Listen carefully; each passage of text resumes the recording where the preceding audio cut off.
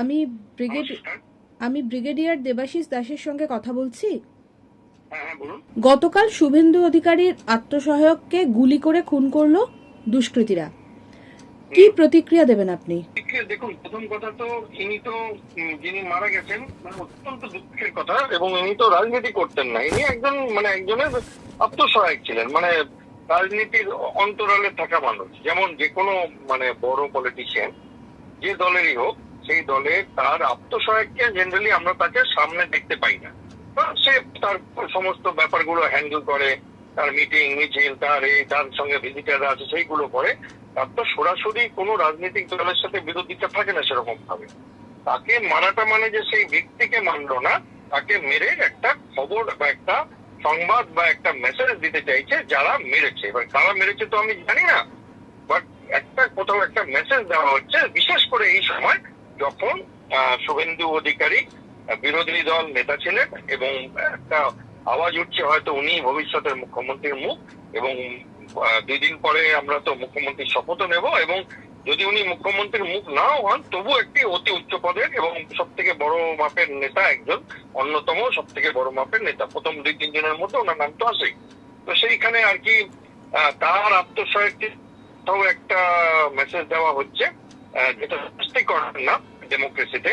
এবং একটা ভয় মানুষ তো থাকবে এখন, যে এই অশান্তি যদি এখন চলতেই থাকে তাহলে কিভাবে এটা এগাবে আমাদের ভারত বা পশ্চিমবঙ্গটা। একেবারেই। স্যার, আপনি একটু আগে সময়ের কথা বলছিলেন। সময়ের পরিপ্রেক্ষিতে আমি আপনার কাছে জানবো যে 4 তারিখে ভোটের ফলাফল ঘোষণা হয়েছে, আগামী 9 তারিখে সরকার গঠন হবে বা শপথ গ্রহণ অনুষ্ঠান হবে। সেই পরিস্থিতিতে এখন রাজ্যের যে আইন শৃঙ্খলা পরিস্থিতি, সেটা তাহলে কার হাতে? দেখুন, এটাতে তো কোনো সন্দেহ নেই, কারণ এই মুহূর্তে পুরাতন যিনি মুখ্যমন্ত্রী ছিলেন তিনি আর মুখ্যমন্ত্রী নেই, এবং তিনি আর এখনো এমএলএও না। এবং নতুন মুখ্যমন্ত্রী এখনো শপথ নেননি। এটা তো অটোমেটিক যে এখন রাজ্যের পরিস্থিতি গভর্নরের হাতে, আইএস অফিসারদের হাতে, ডিজি পুলিশের হাতে, শাসন ব্যবস্থা হাতে। এবং তারা কি একেবারেই নিজেদের মতো করে চালান না? কারণ তারাও তো জানেন যে যে দল জিতেছে এত ভারী মার্জিনে, তাদের কথা একটু শুনতে হবে। তো মোটামুটি তারা একটা কনসাল্ট করে নেন, বাট পরিস্থিতি তাদের হাতে। এবং এখন যদি কোনো ক্রাইম হয়, তার এফআইআর তো যেমন পুলিশ করছে সেরকমই করবে, তার সাজা যেমন করে আদালত দিচ্ছিল তেমনি ভাবেই দেবে। এবং পলিটিক্যাল অ্যাক্টিভিটি যেগুলো, যে নিয়ম তৈরি করা, নতুন আইন আনা, সেগুলো পরে হবে, সেগুলো তো এখন না। কিন্তু রাজ্য তো কখনো শাসন ব্যবস্থা বিহীন থাকে না কোনো রাজ্য, আগেও ছিল না, এখনো নেই। কিন্তু কোথাও একটা কিন্তু আছে, যে আমার মনে হয় যে পরিমাণ সেন্ট্রাল আর্ম পুলিশ ফোর্স আছে, যে পরিমাণ আমাদের নিজস্ব রাজ্যের ব্যবস্থা আছে, সেখানে আরো কড়া ভাবে সারা রাজ্যে ছড়িয়ে পড়া উচিত। যতদিন এরা ওত নেয় এবং 10-15 দিন এরা যে বসার মোটামুটি সুস্থ হয়, ততদিন পুলিশকে ছেড়ে দেওয়া উচিত, যে তারা তাদের মতো করে ল অ্যান্ড অর্ডারটাকে দেখুক আর কি। না হলে এরকম ঘটনা ঘটতে পারে, এবং এরকম ঘটনার পিছনে সুদূর অভিসন্ধিও থাকতে পারে। স্যার, এই যে আপনি বললেন যে একটা সময় এবং একটা সরকার চলে যাচ্ছে, নতুন সরকার আসছে, দুষ্কৃতীরা কি উদ্দেশ্য প্রণোদিত ভাবে তাই এই সময়টাকেই বেছে নিল? হ্যাঁ বটেই। এটা তো দেখুন মার্ডার, এটা তো কোনো অ্যাক্সিডেন্ট না, বা কোনো জমির লড়াইয়ে কেউ কাউকে মেরে দিয়েছে সেরকম না। শুভেন্দু অধিকারীর আত্মসহায়ককে মারাটা একটা পলিটিক্যাল মেসেজ, এবং এই পলিটিক্যাল মেসেজের পিছনে কে আছে এই মুহূর্তে বলা যাচ্ছে না। যে একমাত্র কি যাদের সবাই সন্দেহ করছে তারাই আছে, না আরো বৃহত্তর কেউ আছে? হয়তো দিল্লির কেউ আছে, হয়তো উত্তরপ্রদেশের কেউ আছে। এমন অনেক লোকেদের দেখছে যে হট করে তাদের সম্বন্ধে বলা হচ্ছে যে তারা নাকি সংঘবদ্ধ হচ্ছে। এবার সংঘবদ্ধ হয়ে কি তারা ভারত বিরোধিতা করছে? তারা কি চায় না যে একটা যে দল জিতে এসছে তারা শান্তি মনে সরকার গঠন করুক? তারা কি ঘেটে দিতে চাইছে? তারা কি কোনো দাঙ্গার ব্যবস্থা করছে যাতে রিয়াকশন হয়? এবং আমার মনে হয় এই মুহূর্তে যেন কোনো রিয়াকশন না আসে, যে এই খুনের পিছনে আরো 10টা খুন হয়ে গেল রাত করে, সেরকম না আসে। আমার মনে হয় যে যদি পুলিশ রাস্তায় থাকে, সেন্ট্রাল আর্ম পুলিশ ফোর্স রাস্তায় থাকে, তাহলে সেই প্ল্যান, সে যেই প্ল্যান করুক, সেই প্ল্যানটা বানচাল হয়ে যাবে আর কি, ভেস্তে যাবে সেটা। স্যার, তাহলে আজ এবং আগামীকাল এই দুদিন কি রাজ্যবাসীর নিরাপত্তা একটা বড় প্রশ্ন?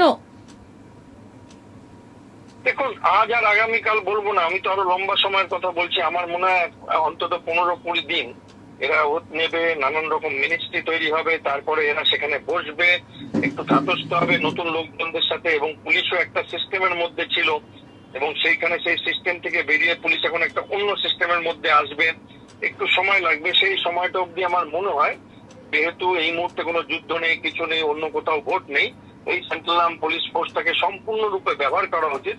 সাধারণ মানুষের যেন এরকম রাস্তায় গলিগুলিতে চোরাগোপ্তা খুন বা কোন রকম এমন অপ্রীতিকর সাম্প্রদায়িক কোনো ঘটনা ঘটাতে পারে কিছু বিরোধী মানুষেরা, যারা চায় না যে ভারতবর্ষে শান্তি থাকুক, সেরকম মানুষেরা, তো সেইটার থেকে বাঁচবার জন্য আমার মনে হয় এত এত ফোর্স আছে, তাদের যেন ব্যবহার করা হয়। এবার আমি আরেকটা কথা বলবো আপনার চ্যানেলে, যে সেখানে একটা আমি ওভার এনথুজিয়াজম দেখছি, যে যারা নতুন ভোটে জিতেছেন তাদের, যে দুর্বৃত্তদের সাথে বা যারা আগে পরাক্রমশালী ছিলেন তার সাথে খুব ভালো ব্যবহার করবার চেষ্টা করছেন, সেইটার সুযোগ হয়তো লোকরা নিচ্ছে, অনেক সময় এটা দুর্বলতার প্রকাশ।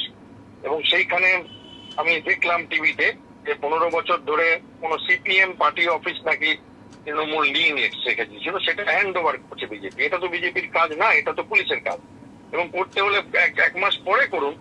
এই মুহূর্তে এইটাই আপনাদের প্রায়োরিটি, আমাদেরকে সিকিউরিটি না দেওয়া, রাস্তায় লোকজন না মরে যায় সেটা না দেখা, আপনারা তো নিজেদের লোকদেরও রক্ষা করতে পারছেন না। আপনাদের প্রায়োরিটিটা আমার মনে হয় কোথাও ওনাদের একটু গড়বড় হয়ে গেছে, কারণ তাদের দেখছি নানান রকম করছে, লোকে অবাক হয়ে যাচ্ছে যে যেসব লোকেরা কালকে অবধি বলছিল পেটাবো, তাদের ওপর ভালোবাসার সম্প্রীতি আর সৌহার্দ্য দেখাচ্ছে। আমার মনে হয় এটা না দেখে আপনারা এতদিন না ওত নিচ্ছেন, সেটেল হচ্ছেন, একটু মিডিয়ার থেকে দূরে থাকুন এবং পুলিশকে পুলিশের কাজটা করতে দিন। আমাদের পুলিশ যথেষ্ট দক্ষ, একদম শাসন ব্যবস্থা আইন শৃঙ্খলা বজায় রাখবে।